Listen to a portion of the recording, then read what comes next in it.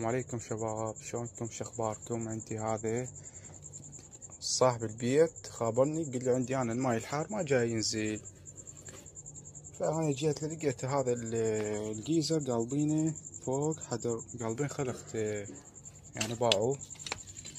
هسه انا ما اعرف بالماي، بس اسالكم هذا تعليق لو ارضي؟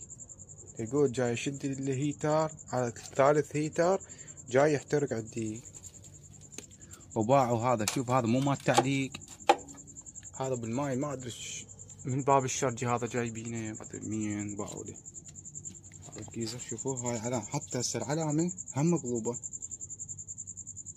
هاي العلامة مقلوبة. هسه يجيك واحد يقول لك لا هاي الشركة قلبتها. شوف الصندات شلون قلبهن، هذا المفروض مو ينقلب فوق حدر، هذا ينقلب. يقول ثالث هيتر اخليه ويطق،